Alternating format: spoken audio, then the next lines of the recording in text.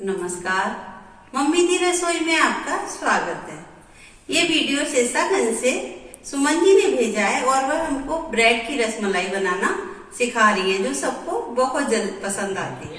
आज मैं आपको ब्रेड की रसमलाई बनाना बता रही हूँ। पहले मैंने दूध लिया है, ये दूध है करीब आधा लीटर। इसको बॉईल करने रख रही है। इधर मैंने फ्राई पैन में घी डालती है, थोड़ा सा घी डाला है। ये मैंने ब्रेड के स्लाइस काट के रखे हैं, ये बेस्टिंग रखी हुई है। ब्रेड के स्लाइस काटे हैं, इस वाली कटोरी से काटे हैं।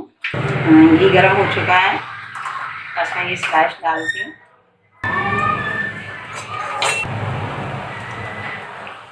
इनको लाइट ब्राउन तक तलना है।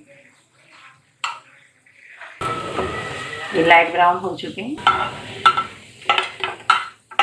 ज़्यादा खैरा नहीं सीखना होता है, लाइट ही लेनी चाहिए। ये मिल्क पाउडर है, इसमें थोड़ा सा दूध मिलाऊंगी।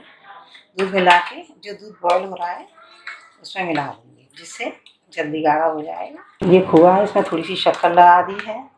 ये थोड़ी सी ड्राई फ्रूट्स हैं, ये इलायची पाउडर है और केसर है। अब ये ठंडे हो गए हैं, इसमें ये खोआ जो मैं लगा दूंगी।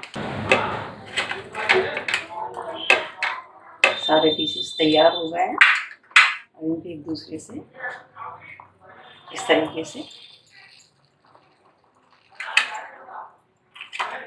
टच कर दूंगी।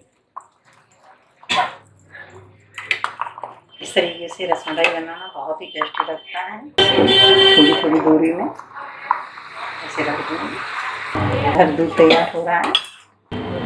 इसमें जो मिल्क पाउडर मिलाया है दूध में, वो धीमे धीमे इसमें मिला दूँ। दूध थोड़ा गाढ़ा हो जाए तब तक इसको चलाते रहना। फ्लेम थोड़ा तेज करने के बाद थोड़ा स्लो कर देना, जिससे दूध निकलेगा नहीं बाहर। गाढ़ा हो चुका है। अब इसमें केसर डालते हैं, 2 धागे केसर के डालते हैं। ये कटी हुई कुछ ड्राई फ्रूट्स हैं, इनको डालते हैं। इलायची पाउडर है, देखो देखने में कितना बढ़िया लग रहा है। अब इसको बंद कर दे रहे हैं। तैयार हो चुका है रसमलाई के लिए। थोड़ा सा ठंडा हो जाए फिर उसके ऊपर ब्रेड के ऊपर डालेंगे इसमें पिसी हुई शक्कर। अब ये दूध बिल्कुल तैयार हो गया रसमलाई के लिए। अब इसको रसमलाई के ऊपर धीमे धीमे डालना है। रसमलाई फूल के काफ़ी बड़ी हो जाएगी, और थोड़ी दूरी बना के रखें क्योंकि ये फूलती है ब्रेड। इसको डूबा में ही, और आधा मिल्क मैंने अभी डाल दिया है, आधा फूल जाए उसके बाद डालना है।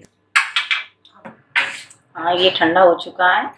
इन्होंने दूध भी थोड़ा सोख लिया है। अब बचा हुआ दूध इसमें मैं डालता हूँ। इसको करीब आधा घंटा हो गया रखे हुए। दूध बिल्कुल ठंडा हो चुका है। इसमें डालने के बाद आधा घंटा फ्रिज में रख देंगे। जब ठंडी ठंडी रसमलाई खाने में बहुत ही स्वाद की लगेंगे। इसको आप इसी तरीके से डूबे हुए में डालें, जिससे ये दूध जो सोख लेंगे और काफ़ी सॉफ्ट हो जाएंगी और खाने में भी बहुत ही यम्मी। ये रसमलाई ठंडी हो चुकी है और इसको आप खा के देखिएगा, बहुत ही टेस्टी लगती है और बनाइएगा। अगर आपको ये रेसिपी पसंद आती है तो प्लीज़ इसको लाइक कीजिए, शेयर कीजिए और सब्सक्राइब कीजिए मम्मी दी रसोई। Thank you. सुमन जी ने बहुत ही अच्छी स्वादिष्ट रसमलाई बनाई है, आप जरूर बनाएं। वीडियो को लाइक करें और मेरे चैनल को सब्सक्राइब करें।